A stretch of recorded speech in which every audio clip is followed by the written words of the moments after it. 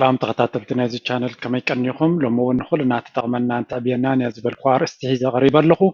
لو من ريو بزعبا بسلتنا يود السبينا هنري بسولات مخانا كنفلت وي ملكتات بخمي بسولات كم زخونا بخمي ابت درجانا بسلت زبحال بس احنا غمزلنا نحنا نفسنا خنريا خلنا كمون كالو سبات كنريم كلنا حدا سفس بسول زبلو ملكتات انتهي مخانو نعوينا غنري بسلت دما مستمكرون مستنحنا نريو بحريات نصبارق ስለዝኾነ ነዘን ሕጂ ዘቕርበን ሸውዓተ ነጥብታት እናተገደስና እናሰውዓልና ተኸይድና ብስለት ዝበሃል ኣብ ነፍስና ብሱል ዝኾነ ሂወት ክንነብር ንኽእል ኣብ ካልኦት ሰባት ድማ ብስለት ከነንፀባርቕ ንኽእል ስለዚ ቀጥታ ናብቲ ትምህርቲ ክንኣቱ ስለዚ ናይ ሎሚ ኣርእስቲ ትምህርትና how to demonstrate maturity ወይ ከዓ ከመይ ብኸመይ ብስለት ከነንፀባርቕ ንኽእል ኣብ ነፍስና ኣብ ሂወትና ወይ ኣብ ካልኦት ሰባት ብስለት ብኸመይ ክንሪኦ ንኽእል ሓደ ሰብ ብሱል ክንብሎ እንተኮይንና እንታይ መለክዕታት ምዝህልዎ እዩ ኣብ ዝብል ዝያዳ ግን ንካልኦት ሰባት ንኽንመዝነሉ ኢለ ዘይኮንኩ ዝገብሮ ዘሎ ነፍስና ብስለት ናትና ንኽንዕቅንን ንኽንፈልጥን ካብ ዝብል ኣርእስቲ እዩ ስለዚ ቀጥታ ናብታ ቀዳመይቲ ነጥቢ ናይ ብስለት ንበል ቀዳማይ ነጥቢ ናይ ብስለት ወይ maturity ክንብል ከለና don't try to change people instead focus on changing you እዚኣ ነጥቢ እዚኣ እንታይ እያ ቀዳማይ ምልክት ናይ ብስለት ንሰባት ክትቅይር ዘይምፍታን ሰባት ምቕያር ናቶም ሓላፍነት እዩ ምክንያቱ ብዙሕ ግዜ ኣብ ከባቢና ንዘለዉ ሰባት ክንቅይሮም ከምቲ ንሕና ንደልዮ ክኾኑ በቲ ንሕና ንበህግረሎም መንገዲ ክኸዱ ንደሊ ኢና እዚ ግን ኣይከኣልን እዩ ምክንያቱ ንሰባት ክትምህሮም ትኽእል ኢኻ ንክልወጡ ክትልውጦም ግን ኣይትኽእልን ኢኻ እዚኣ ክትርዳእና ክትክእል ኣለዋ ስለዚ ኣብቶም ሰባት ኣተኲርና ንሰባት ክንልውጥ ጥራይ ንሓስብ ኣብ ነፍስና ነተኩር ምክንያቱ ዝቐለለ ንዓና እንታይ እዩ ነፍስና ምልዋጥ ነፍስና ምቕያር ንነፍስና ኣብቲ ንደልዮ ዓይነት ደረጃ ምቕያር ማለት እዩ ንኣብነት እዚ ሕጂ ኣብቶም ብዙሕ ግዜ ኣብ ምስቶም ኣዕሩኽትኻ ወይ ምስቶም መካይድትኻ ምስቲ ንስኻ ትደልዮ ባህርያት ዘይከዱ እንድሕር ኮይኖም ነቲ ንስኻ ትደልዮ ዘይበፅሕዎ እንተኮይኖም ሓደ ናይ ግድን ነቲ ንስኻ ትደልዮ ዘየንፀባርቑ ኣዕሩኽቲ ኣለውካ ካብኦም ክትሃድም ኣለካ ነቲ ንስኻ ትኣምነሉ ፅቡቕ እዩ ዝበልካዮ መንገዲ ንዕኡ ዝሕግዙኻ ምስኡ ዝሳነዩ መዛኑ ክህልውካ ኣለዎም ሓደ ሓደ ግዜ ግን ዋላ ምስቶም ምስኡ ዝዛነዩ ንሓደ ግዜ ኩሉ ግዜ ንስኻ ትደልዮ ስኮፕ ናትካስ የለኖ ስለዚ ንሕና ነፍስና ቀይርና ከምቲ ሰባት ክኾንዎ ከምቲ ንሰባት ክቕየርዎ ንደሊ ዘይኮነ ንሕና ተቐይርና ከምቲ ናቶም ክንከይድ ክንፍትን ክንክእል ኣለና ክንቅየር ክንብል ከለና ከነስተውዕል ክንክእል ኣለና ነቲ መሰረታዊ ናይ ሂወትና ሕልምታት ኣይኮንና ክንቀይር ዘለና ነቲ ነንፀባርቆ ባህርያት ግን ቀይርና ምስ ሰባት ከም ንኸይድ ምስ ነቶም ሰባት ክቕየሩ ዘይኮነስ ንሕና ክንቅየር ክንጅምር ከለና ክቐለልና ይኽእል ምክንያቱ ሰባት ምቕያር ሓላፍነት ናትና ኣይኮነን ነፍስና ምቕያር እዩ ሓላፍነት ናትና ስለዚ ንሰባት ካብ ኩሉ ግዜ በቲ ንስኻ ትደልዮም መንገዲ ክኸዱ ካብ ትደልዮም ገለ ክፋልናቶም ኣክሰፕት ግበሮ ኮምፕሊትሊ ክቕየሩ ኣይትፀበዮም የስ ንኣብነት ንህፃናት ክዓብዩ ከለዉ ዝተወሰነ ነገር ባህርያት ንኸንፀባርቁ ንድግፎም ኢና ንክልወጡ ንሕግዞም ኢና ኤቭሪቲንግ ናትካ ኮፒ ክኾኑ ምድላይ ግን ጌጋ እዩ እዚ ምክንያቱ ናትካ ሂወት እውን ፐርፌክት ኣይኮነን ስለዚ ገለገለ ክፋላት ኣብቲ መንጎ ንሰባት ካብ ትቕይሮም ንስኻ ናብኦም ክትቀርብ ከም ናቶም ባህርያት ከምቲ ንስኻ ትደልዮ ክትገብር ከምቲ ንሳቶም እውን እኮ ኣብ ናቶም ቦታ ኮይንካ እንተሪኢኻዮ ክትልወጠሎም እዮም ዝደልዩካ ስለዚ ንስኻ ነቲ ካብ ንዖም ትፅበ ንስኻ ስጉምቲ ምውሳድ እቲ ዝበለፀ ምልክት ናይ ብስለት እዩ ካብ ኣብ ናብ ሰባት ክቕየሩ ትፅበ ንስኻ ክትቅየር ምፍታን ነብስኻ ክትቅይር ምፍታን እቲ ዝበለፀ ብስለት እዩ እታ ካልአይቲ ነጥቢ it is understanding that everyone is right in their own perspective እዚኣ እንታይ ተንፀባርቕ ዘላ ሰባት ኩሉ ግዜ በቲ ዘለዎም ደረጃ ኣፍልጦ በቲ ዘለዎም ደረጃ ናይ ኣከባቢ ዝገብርዎ ነገር ትቅንዑ ዝበልዎ እዮም ዝገብሩ መብዛሕትኡ ግዜ ሓደ ሰብ ክዛረበካ ከሎ ሓደ ግዜ ሓሶት ክህሉ ይኽእል እንጂ ግን ብዙሕ ግዜ ሰባት በቲ ናቶም ኣተሓሳስባ ቅኑዕ ዝኾነ ነገር እዮም ዝዛረቡካ ዘለው እቲ ንሳቶም በቲ ናቶም ኣተሓሳስባ ቅኑዕ ኮይኑ ዝተራእዮም ብሓቂ ግን ቅኑዕ ከይከውን ይኽእል እዚ ዘጋጥም ነገር እዩ ስለዚ እቲ ንሳቶም ቅኑዕ ኢሎም ዝሓስብዎ በቲ ንስኻ ትፈልጦ ደረጃ ኣፍልጦ ቅኑዕ እንተዘይኮይኑ ጃጅ ክትገብሮም ወይ ምስኦም ክትከራኸርን ክትበኣስን ኣይኮነን ዘለካ ክርዳእካ ክኽእል ኣለዎ ካብ ምንታይ ስለ ዝብገሱ እዮም እዚ ነገር እዚ ቅኑዕ ኮይኑ ክርድኦም ክኢሉ ኣብ ዓለም ሓደ ሓቂ ከምዘየለ ክርዳእና ኣለዎ ሓቂ ኩሉ ግዜ ፐርስፔክቲቭ ናትካ እዩ ምክንያቱ ሓንቲ ኣብ ከምዚ ዝያዳ ዝህብዋ ኤግዛምፕል ኣብዚ እኳ ከሬትማ ኣይክእልኒ እምበር 6-9 ንጎኒ ጎኒ እንተፅሒፍኩመን ሓደ ሰብ ነታ 6 በቲ ታሕቲ ኮይኑ ክሪኣ ከሎ 9 እያ ትረኣዮ ብላዕሊ ኮይኑ ክሪኣ ከለካ أفيلو جيركا تشعات تساورد دامو أبتر بيزا جيركا فيت نفيت كون بتي فيت كازلو نتا تشعات شدش تيزريا نعها قنت شعات يا ترايكا كلتي حقنو على هذا of course كلتي حقنو على لغا مغنياتو كلتي حق أبقى ميها زلها تنبب زلها بناتك برسبكتيف بناتك أنجل بناتك مأزم كوين كاتريا على هذا غزري شدشته ويتشعتها تتشعت زلو سلمتا شدشت زير أقايل زباس تلو مني جيجا زلو أتي نتات شعتنا تسلمتا تشدشت زريعة زلو سلمتا تشعت زي بلا يلو زباس زلو نسي جيجا زلو مغنياتو بنايت سبتي مأزن وي بنايت سبتي برسبكتيف كريان بزغل نيرو شدشت مخانا متردو نيرو سلازي بسلات زبهال كل جزء نتنسخ حق وين زرايكا بنايتهم كالو سبات مأزن كوين كخط متخلى كالو كون كم زغل كتأمم مخات سلازي هذا حق زي كون استفل عليه حقات كله كم زغلو ترديكا أبزي كون زربا نقيس كختباس كتكارهرن كتنبر زي مفتاني كل جزء ننجرات بناتهم مأزن كندردو مفتانكا تزبلت sign ናይ maturity ወይ ሰብኣዊ ብስለት ዘለዎ ወይ ኣተሓሳስባና ሰፊሕ ምዃኑ ዘርኢ ምዃኑ ክንፈልጥ ክንክእል ኣለና ኣነ ዝበልኮ ጥራይ ቅኑዕ ዝብል ወይ ናተይ ጥራይ ቅኑዕ ዝብል ብሱል ከይመስለና ንሱ እቲ most of the time እቲ ካብ ብስለት ኣዝዩ ዝረሓቐ ሰብ እዩ ናተይ መንገዲ ጥራይ ቅኑዕ ዝብል እሱ እቲ ካብቲ ብስለት ዝረሓቐ ዘሎ ማለት እዩ ስለዚ ኩሉ ግዜ ሓሳብና ምቕያር ምስ ናይ ካልኦት ምርኣም ናይ ካልኦት ኣረኣእያ ብናቶም መንገዲ ምጥማት تزعبه معكن ناي بسلت مهانو كردعنا كخلالو اتا سالسيتي ملكعيت وي ممزنيت ناي بسلت maturity is when you learn to let go تا سالسيتي تزعبه معكنيت ناي بسلت مسؤول مهان كازري نجرات مسفت مسقاط مخا تبديل كادي خا زخونه نجر مسقاط مكا حدقت مقبار ناي دخومات وي ناي حيل زي بلون وي ناي مساكين كلو كينس معنا يبلون حدقت مقبار نايتهم زلعله بسله زلهم سبات እዮም ስለምንታይ ከሕድገት ክንገብር ኣለና of course ትናይ ክርስትና ድዩ ትናይ ሃይማኖታት ትምህርቲ ሓዳኩን ገለ ዝብል እሱ ኩሉ ኣቦቱ እናሃለወ ሕድገት ምግባር ነፍስኻ ቀንዲ ነፍስኻ ትገብሮ ነገር ምዃኑ ክርዳዕና ክኽእል ኣለዎ ቂምን በቐልን ንዓኻ እዩ ዝያዳ ዝጎድእ ንዓኻ እዩ ዝያዳ ኣብ ሂወትካ ድሕሪት ዝመልስ ነቲ ተቐይምካሉ ዘለኻ ኣይኮነን ስለዚ ቀዳማይ ዝኾነ ነገር ተጋጢምካ let it go زحرق كادي زجن كادي I don't know ብዙ ዓይነት ከጋጥመና ይኽእል ኣብ ሂወት of course ከጋጥመና ድማ زحرق ኣይሰኣንን ኣብቲ ሕርቃን ልغልغ ኢልና ናይ ዝነበርና ኣው እናተመላለስና ጠንቀላላዕ ናይ ዝበልና ግን ዝመልፃና ለውጢ የለን ስለዚ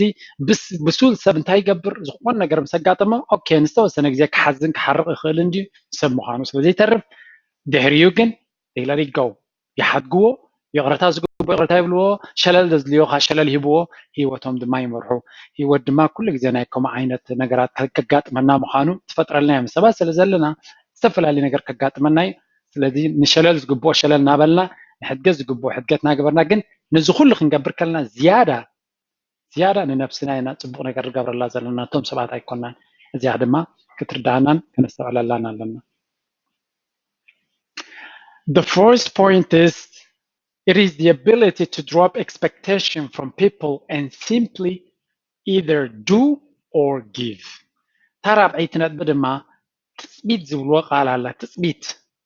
زبلوا تقدامي مبقسي ناي disappointment ويناي حرقان ويناي زي محقواس نجر انتلو تثبيتي بغلط بلا بنتكوكمي نابنت حارسب زخونه ادمي يقبرلك كم زخم زيلو انفت مسحبكا تخيل أبكال دما هذا سب هندبت سبرايز ترغبه مالتي هذا عينت جبجاه الوقت هذا عديمم تكالت هذا جن هندبت نسمع هذا عينت جبجاه بوها إينايت زيادة زي حق سكا زي discussion التي surprise كونيز متأكا مغنياتو zero level of expectation تثبت سلزلك مس بصوتي بزح زي نتكمل لا قالينا spontaneously way spontan بلون جرمن بخمك نرغب كلنا ولا تنيش تينجبرو زيادة حقوس فترة الله معناته نايزخونه نجار بلان سلزي جبرك expectation ناتكا سلزي اللي زي كنا سؤال الله لنا بهيوة تزحاد زكان زحاسينا نجار نتلو تثبيتيو كاب مصامت ناديو كاب عرك ناديو كاب حو ناديو كاب زمن ناديو كاب بصاي ناديو بزح تثبيتات نتعرجرنا بزح زي محقواسي متصخاو معناته نتناتنا تثبيتات كيمالو يخلي تسب سلازي ስለምንታይ እቲ ሰብ ነቲ ጥፅቢታትና ዘየማልኦ ኢልና ክንሓዝን ዘይግባአና የስ ካብ ግዜ ናብ ግዜ ክንሓዝን ኢና ሰባት ስለዝኾና ግን ድሕሪት ምልስ ኢልና ድማ ንሕና ነቶም ጥፅቢታት ናትና እናፀረግናዮም እናጉደልናዮም ክንከይድ ኣለና ካብ ሰባት ውሑድ ጥፅቢት ክንገብር ንክእል ኣለና ኩሉ ነገር ክንበፅሖ ንደሊ ኣባኻ ኣብ ነፍስኻ ጥራይ እመን እምበር ካብ ሰብ ጥፅቢት ኣይትግበር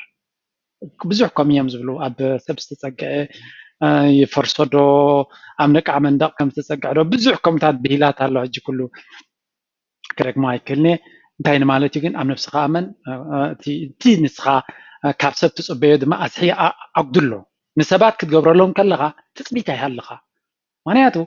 ንሓደ ሰብ ጌርካ ብዙሕ ትፅበ እንተኮይንካ ቀዳመይቲ ረሲፒ ናይ ሓዘንን ናይ ዘይምሕጓስን ናይ ዘይዕውት ናይ ዘይ ዕጋበ ዘይብሉ ሂወትን እዩ ክትገብር እንድሕር ኮይንካ ግበር ግን ዚሮ ኤክስፔክቴሽን ኣይትፀበይ ከይገብሩልካ ክእሉ ንስኻ ደስ ኢሉካ ክትህብ ከለኻ ከምኡ ክትህብ ከለኻ ወይ ኣይትሃብ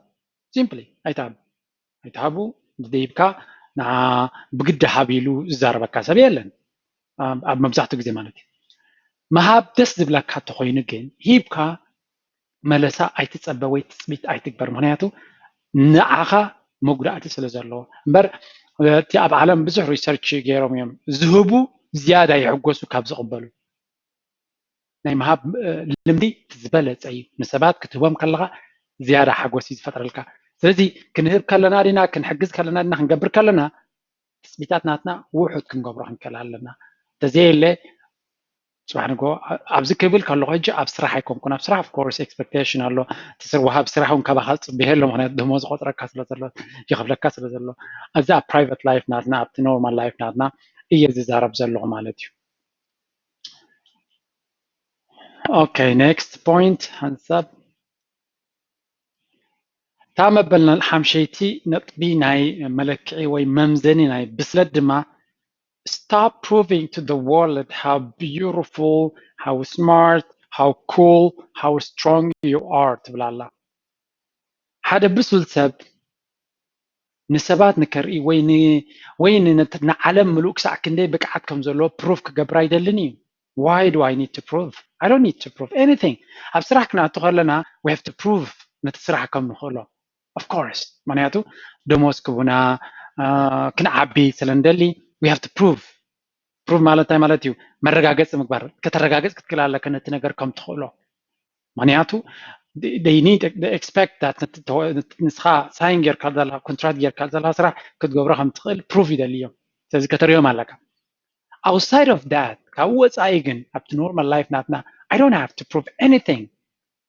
معناته كل جزء صبغات مخانا كيلاتات مخانا كول عين سبات مخانا وحي على سبات مخانا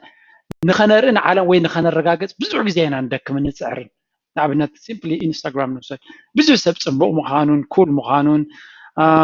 intelligent مخانون نخري بزح يبوست قبر قال بصراحة سلزقبرو I have total respect professional ab Instagram engage ዝገብር ሰብ just ከም ካልእ ስራሕ ወፊሩ ዝሰርሕ ስለዝኾነ full respect login እቲ ሶሻል ሚድያ ኖርማሊ ብዘይ ምስትውዓል ብዘይ ካልእ ብዙሕ ግዜ ኣብኡ ክንወዳደርን ግዜ ክነጥፍን ከለና ከነስዕል ኣለና ወይ ኣብነት ኣብ ደቂ ኣንስትዮ ፅባቐ ንምርኣይ ፅብቕቲ ንምዃን ፋሽነብል ንምዃን ንምርኣይ ዝግበር ፃዕሪ I don't think ሳብ ክንዱ ዕጋበት ዝህበን ወይ ዕጋበት ዝህብ ኣይመስለንን ምክንያቱ at some point ብጣዕሚ ከቢድ ምክንያቱ እቲ ንስኺ ወይ ተን ካልኦት ዝገብርዎ ዘላ ኢንስታግራም ፖስቲንግ ነተን ካልኦት ደቂ ኣንስትዮ ድማ ኣብ ዘይተደልየ ህልኽን ውድድርን ከም ዝኣትዋ ስለ ዝገብረን and you don't have to prove ንዝኾነ ሰብ ኣርኢኻስ okay maybe single እንተለኻ ሰባት ንክስሕብ naturally ፅቡቅ ኮንካ ትቀርብ ገለ ሓደ ሰብ ግን እቲ ዝደልዮ ምስ መፃምቱ ዝነብር እንተሎ ፅቡቅ ክኽደን የብሉ ማለት ኣይኮንኩን always ነብስኻ ምልዓል ብዙሕ ግዜ ካልእ ቪድዮ ገይረ ኣለዎ ነብስኻ ምልዓል ነብስኻ ፅቡቅ ጌርካ ፍቅርካ ዝበለፀ ግን ንነብስኻ ደስ ስለ ዝብለካ እምበር ንዓለም ንክተርኢ ክኸውን የብሉ እዚኣ እታ ፖይንት ግን ፈላሊና ንፍዑ እንድሕር ኮይንካ ኣሽሓት ሰዓታት ከተጠፍእ የብልካ ንሰባት መንፋዓትካ ከተርኢ የስ ክትሕግዝ ትኽእል ኢኻ ንኣብነት ሕጂ መንፋዓተይ ከርእየኩም ኢለ ኣይኮንኩን ሶሪ ብዙሕ ንፍዑና ኣይኮንኩን ግን ይሕግዝ ኣለኹ ኢለ ስለ ዝኣምን እየ ዝገብሮ ዘለኹ ስለዚ ኣብታ ዝረኸብ ኩላ ግዜ ድማ ይገብሮ ኣለኹ ስማርት ወይ ዝኾነ ነገር ንኸርኢ ኢለ ንዓኹም ብራግ ንክገብር ኢለ ዝገብሮ ነገር ኣይኮነን ካብ ውሽጠይ ደስ ኢሉኒ ንሰባት ክምህር እንታ ኣነ ዝፈልጦ ሼር ገይረ ዋላ ውሕዳት ሰሚዖም ብኡ እንተተማሂሮም ድማ ዓብ ዓወት ስለ ዝኾነ ኢለ ዝገብሮ مبلشات شيتن بدما do not seek approval from others and don't compare yourself with others مبلشات شيتن ملكنا بسول سموخانكا ወይ ካብ መዐቀን ናይ ትብስለት ናትካ ወይ ናይ ሰባት you don't seek approval ካብ ሰባት ያ ተቐባልነት ወይ ከምዚ ከመይ approval ከመይ ክብለ approval እንታይ ዓይነት ቃል ክረክብ ይኽእል ንሓደ ሰብ approve ክትገብሮ ከለኻሲ ንኣብነት ሓደ ሰብ መምህርሲ እዮ ገዛ ሂብካ ሰራይ ከም ስራኻ ሪዮ ቼክ ገይሩ approve ገይሩ ወለ ትዝገበርካስ ቅኑዕ ኢልዎ ኣሎ ካብ ሰባት ከምኡ ዓይነት ክንፅበ የብልና ንዓና ቅኑዕ ኮይኑ ዝተራየና ኣና ፅቡቅ ኮይኑ ዝተራየና ክንገብርን ክንክደንን ክንክእል ኣለና እምበር ሰባት ከድንቁና ወይ ሰባት ነቲ ንሕና ንገብሮ ዘለና ኣፕሩቭ ክገብርዎ ወይ መሓዙትና ንክፈትዎ ወይ ዓርክና ንክፈትዎ ኢልና ብዙሕ ክንደክም የብልና ካብኡ ንላዕሊ ዝገረደ ድማ ነፍስና ምስ ዝኾነ ሰብ ከነወዳድራ የብልና ምክንያቱ ነፍሲ ወከፍ ሰብ ናቱ ዕላማ ኣለዎ ኣብዚ ሂወት ነፍስኻ ምስ ዝኾነ ይተወዳድራ እንኩ መወዳድርትኻ መን እዚኣ ክነሰብለላ ኣለና እቲ እንኩ ክንወዳድር ዘለና ምስ ነፍስና እዩ ካብቲ ማል ሎሚ ክበልፅ ኣለኒ ካብ ዓመት ለንዘበን ክበልፅ ኣለኒ ቅድሚ ድሕሪ 5 ዓመት ኣብ ከምዚ ክበፅሕ ኣለኒ ስለዚ ትቅድድም ትውድድር ኣንጻር ነፍስና ምስ ነፍስና ምስ ሕልውትና ይኸውን ዘለዎ እምበር ምስ ካልእ ሰብ ምስ ጎረቤትና ምስ መሓዛና ምስ ዓርክና ክኸውን የብሉን ምክንያቱ ዘይተደልየ ህልኽን ፅልእን ስለ ዘምፃላ ልዕሊ ኩሉ ድማ ሓጎስ እውን ኣየምፃልናኒ ኣብ ህልኽ ዝነብር ሰብ ሓጎስ እውን ብቐሊሉ ኣይመፅኦን እዩ ስለዚ እዚኣ ከነስተውዕለላ ክንክእል ኣለና تا ናይ መወዳእታ ካብዘ ናይ ሎሚ ነጥብታት ማለት መበል ሻብዓይቲ differentiate between needs and wants and manage your desires ሓደ ግዜ needs and wants ብኸመይ ክገልፅ ይኽእል ንኣብነት ማይን መግብን ንክነብር የድልየና መዕቆብ ከምኡ needs ዝበሃሉ እቶም መሰረታውያን ነጥብታት ኣብ ሂወትና ንክነብር ዘድልዩና want ስሎም ከዓ of course ንኣብነት ኣይስክሪም ክትበልዕ ወይ I don't know ገለ ነገር ክትወስኽ ወይ ሻላ ኣብ ልዕሊ ኣብ ክሳድካ ክትገብር ገለ እዚ want desires እዮም ድሌታትካ እዩ እምበር ንክትነብር መሰረታውያን ኣይኮኑ ኩሉ ግዜ መሰረታውያን ምስ ረኸብና ኣብቶም ናትና እዞም ወንትስ ናትና ከምዞም መሰረታውያን ድሌታት ናትና ጌርና ክንዛረብን ክንሰርሕ የብላን ጌጋ ይሱ ኣየድልየናን እዩ ምክንያቱ እቶም ድሌታት ናትና እቶም ንሕና ንደልዮም ዘለና ነገራት መሰረታውያን ምስ ረኸብና እቶም ካልኦት ብግዚኡ ክመፁን ክኸዱን ስለ ዝኽእሉ ክንግደሰሎም የብልና ኣይግባእን ድማ ስለዚ ኣብቲ ንሕና መሰረታዊ ዘድልየና ዳ ንዑ ክንረክብ ክንፅዕር ንኽእል ኣለና ድሕሪኡ እቶም ድሌታትና ነዚኦም ኣይንርከቦም ኣይኮንኩን ዝብል ዘለኹ ነቶም ድሌታት ናትና እቶም ካልኣይ ሌቨል ድሌታት ናትና ነዚኦም ስለ ዘይረኸብና ግን ሂወትና ኣብ ጭንቀት ክንእትዎ የብልና ካሚቻ ስለ ዘይገዛኹ ወይ ማልያ ስለ ዘይገዛኹ ስትረስ ገብረለ የብሉ no problem I can live without that ስለዚ ከምኡ ዓይነት ሜንታሊቲ ክነምፅእ ከለና ከምኡ ዓይነት ዲስፕሊን ናይ ሂወት ክህልወና ከሎ that is the sign of maturity ብሱላት ሰባት ምዃንና መለክዕ ናትና ናይ ነፍስና እውን ክንፈልጥ ንኽእል ምክንያቱ ደይብሱል ሰብ ብዘይ ብቀለልቲ ነገራት ስትረስ ክኸውን ይኽእል ስለ ዝኾነ ማለት እዩ ስለዚ ናይ ሎሚ ትምህርትና ከመይ ጌርና ብስለትና ወይ ልቦናና ነስፍዕ ከመይ ጌርና ብሱል ዝኾነ ሂወት ንሕልፍ ዝእንፍት ትምህርቲ ክኸውን ምክንያቱ ብዙሕ ግዜ ብዘይ ርድኢት ንገብሮ ነገራት ኣሎ ወላ ሓደ ግዜ እውን ብሱል ዘብላካ ነገር እንታይ ምዃኑ እውን ዘይምፍላጥ ክህሉ ስለ ዝኽእል ካብ ዝበልኮ ትምህርቲ ተበጊሰ ነዛ ትምህርቲ ከቕርባ ክኢለ ብዝተኻለና መጠን እቲ ንካልኦት ሰባት ንኸነርኢ ብስለትና ወይ ገለመለ ዘይኮነስ ዝያዳ ሓደ ዕጋበት ዘለዎ ሂወት ትርጉም ዘለዎ ሂወት ንክነብር ከዓ ስለዚ ሕግዘና ፕራክቲስ ክንገብሮ ንፈትም እዚ ናተይ ትምህርቲ ክንሰምዖ ወይ ገለ ጥራይ ዘይኮነስ ስጉምቲ ንኣሽ እውን እንትኾኑ ስጉምቲ ክንወስደሉ ድሌተይን ባህግናተይን እቶም ናተይ ፋያንስ ድማ ተኸታተልቲ ናተይ ድማ ከምኡ ገብሩ ምዃኖም ኩሉ ግዜ ዝነግሩሉ ነገር ስለ ዝኾነ ብጣዕሚ ደስ ይብለኒ ማለት እዩ እቶም መጀመርያ ኣብዚ ናትና ኮሚዩኒቲ ኣብዚ ናይ ምምሃርን ዕብየትን ብሓደ ንገብሮ ዘለና ጉዕዞ ትሕወሱና ዘለኹም ሽመይ ጆርጆ ይበሃል ኣብ ጂድራር ኣብ ዩቲዩብ ብዙሕ ሓያለ ቪድዮታት ኣለኒ ኣብ ውልቃዊ ዕብየት ድዩ ኣብ ሞቲቬት ገብረና ዝኽእል መንገዲ ክርኤና ዝኽእል ዝበልኮ ዝተፈላለየ ትሕዝቶታት ኣለኒ እሞ ኣብኡ ንኽትረኽቡ ሰብስክራይብ እንተጌርኩም ኣብኡ ብዙሕ ክትረኽቡ ትኽእሉ ካልእ ማ ኣብ ክልተ መዓልቲ ሓንቲ ቪድዮ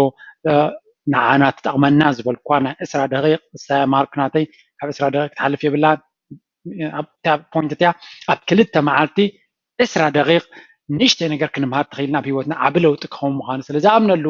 ነቶም ክትምሃሩ ትደልዩ ኩሉ ግዜ ይቅርብ ማለት እዩ እቶም ፍልይ ዝበለ ሕቶ ዘለኩም ወይ ካባይ ዝኾነ ነገር ሓገዝ ንኩሉ ክምልስ ኣይክእልን እየ ርድኡ ስሙን ትፈልጥዎም ብዙሕ ግዜ ትብሉኒ ኢኹም ኣብቲ ናትኩም መሰጅ ነቲ ኣድላይ ዝኾነ ብገሊዩ ብመንፅር ቪድዮ ነቶም ኣገዳሲ ዝኾነ ነጥቢ ድማ ብናተይ ኣብቲ ቻት ክምልሰልኩም ይኽእል እቶም ብኢሜይል ተሓቱ ከምኡ ማለት እዩ ቶም ኩሉ ግዜ ነዚ ቻነል እዚ ኮሜንት እናገበርኩም ነቲ ፊድባክ ናትኩም ናትኩም ርእቶን መዕበይን ነጥብታት ትብኑ ዘለኹም ድማ ካብ መጠን ንላዕሊ እየ ዘመስግነኩም ክብረት ይሃበለይ ቶም ላይክ ሸር ትገብሩ ድማ ከምኡ የቀኒየለይ ብፍላይ ድማ ቶም ኮሜንት ትገብሩ ቀፅልዎ ፊድባክ ናትኩም ኢትስ ኢምፖርታንት ነቲ ትምህርቲ ዘቕርቦ ድማ ቀዳማይ ዳይሬክሽን ዘትሕዘኒ ንሱ ምዃኑ ክሕብረኩም ደሊ ድሕሪ ምባል ናይ ሎሚ ትምህርቲ ኣብ ዝተወዲያ ኣላ ድሕሪ 2 መዓልቲ ብካልእ ትሕዝቶ ክሳብ ዝመፀኩም ድሓን ኮኑ ቻው